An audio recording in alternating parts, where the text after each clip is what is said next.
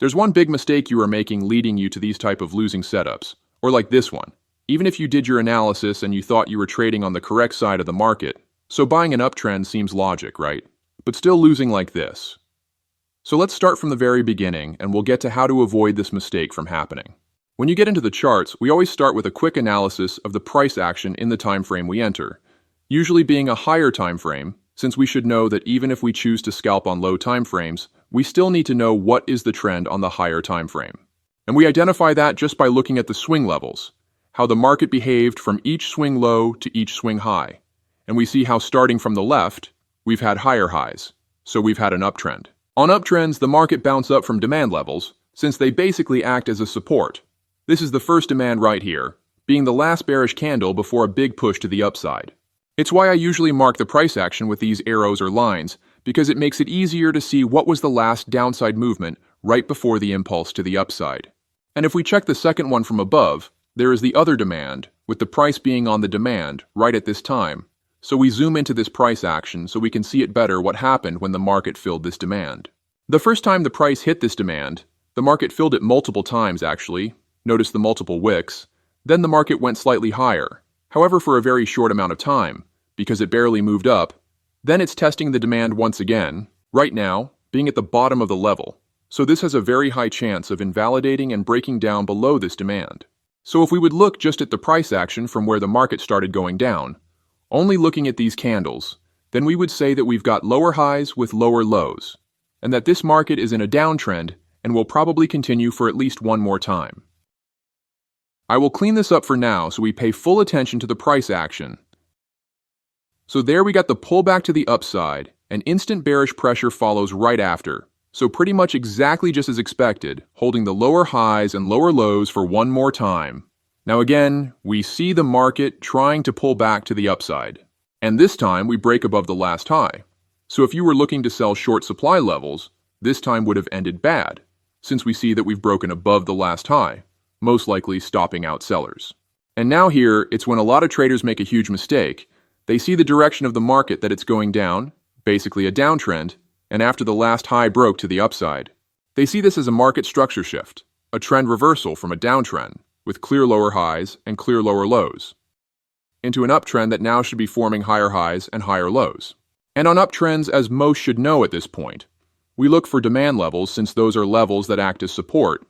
So when the market comes back into these levels, it's often that it will hit them and then move straight to the upside.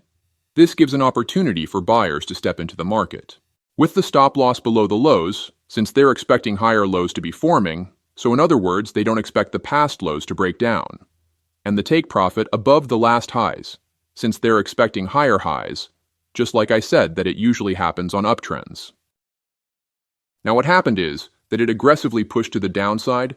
It filled the buy position on this huge bearish candle, and it went straight into the stop loss very fast. It didn't even pull back to the upside, just broke straight down, and it even went lower. But how low is the actual question? And where exactly? Because if you check it up, the price is right on the other demand right now. So it's sitting on the demand that was taken from the actual uptrend, and not from the pullback to the upside.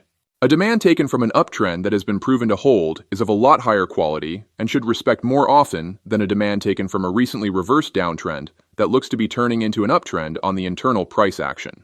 So we plan the setup exactly like before, with the stop loss below the demand, and for the take profit we zoom out because we need to make sure you understand it this time, then we choose a target for a potential exit out of the trade. Where a lot of traders make a mistake is that they only check the price action leading to the most recent movement, that would be this push to the downside. But we need a whole picture of the trend, because if we start from the left and take it into consideration as well, we will see that the picture changes, because we have an upwards push into a swing high that leaves a demand while already being in an uptrend, and now it's pushing back down. But this downwards movement is there to pull the price back down into a swing higher low.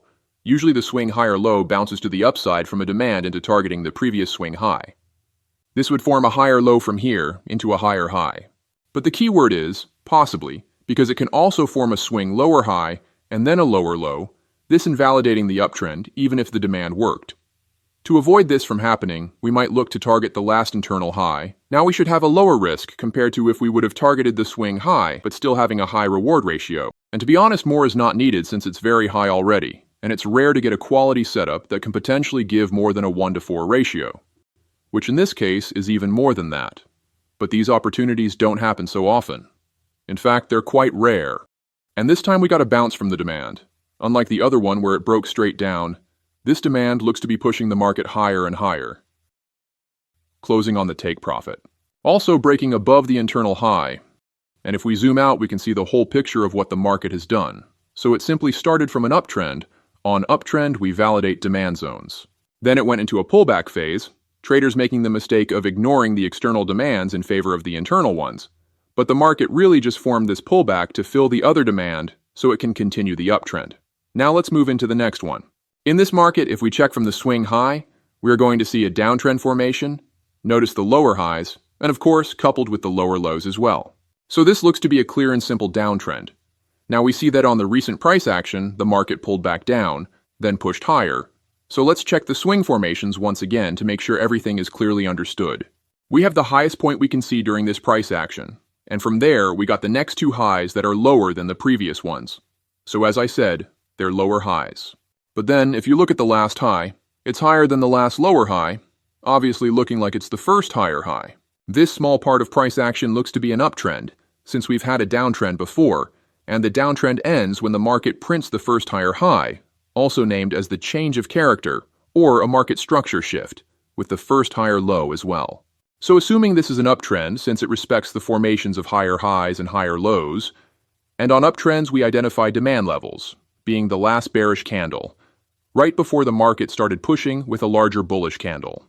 And this gives an opportunity for buy-long positions from the demand, with a similar placement logic of the stop loss, as we've done many times. So the stop loss below the demand, or even better, below the low if they're close to each other, and the take profit above the last high, or if it's close to the highest swing point, we might also target that.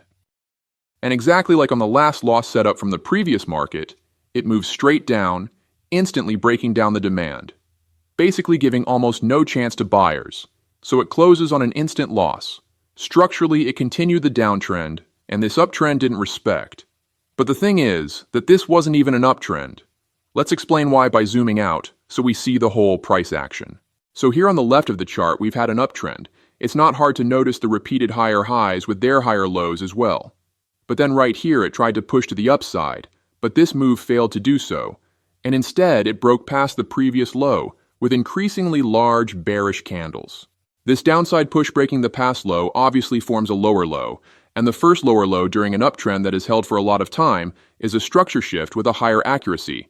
Of course, a structural reversal from a previous uptrend into a possible future downtrend. Now from this lower low, we actually had a push to the upside, and this breaking above the last high. If you only apply the theory, that would say that we reversed once again. But how many times have you seen a bearish market structure shift that instantly goes into a bullish market structure shift? They are very rare, and most of the times one side is not valid, either the bearish shift or the bullish one. And in that case, you just need to wait and see what the market does. You don't need to force any trade. Patience is more important. So when things become more clear, that's when we can look for setups. In this chart, after waiting for the market to do its thing, we see later that it formed lower highs and lower lows, even breaking below the swing low. After it breaks this low, we can clearly know that this break was the valid market structure shift. So this trend has reversed into a downtrend from this break. And the one that invalidates is the bullish market structure shift. And the last break of the low is a bearish break of structure, so a continuation of the downtrend. So now that we know we're officially reversed from an uptrend into a downtrend, we don't look for demand levels on downtrends because it makes no sense buying a market that is constantly going down. So instead we look for supply levels. Supply levels are found on the swing highs, and it's specifically the last bullish candle before the market begins to push down. Now it's where things will become a lot easier to understand, because after a break of structure, I said many times on multiple videos the fact that a pullback to the upside will happen a lot of times after a bearish break of structure. So this upside movement is not actually an uptrend, but it's just a pullback of a downtrend.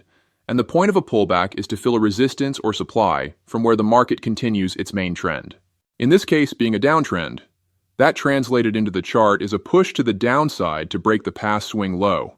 So if the downtrend validates, that means that this bullish change of character or bullish market structure shift is not valid. This was taken considering that this pullback is an uptrend, But now we know that it's not an uptrend, and instead, it's just a pullback of a downtrend. And of course, on downtrends, we don't buy demand zones, but instead, we sell the supply zones, targeting below the previous swing low with the take profit, as it should hold bearish continuation. For this, we use proper trend identification of the external price action. It's one of the main concepts more detailed in our program that you can find on the link in the description, in case you're interested. And I also highly suggest you watch the previous video, and see you on the next one.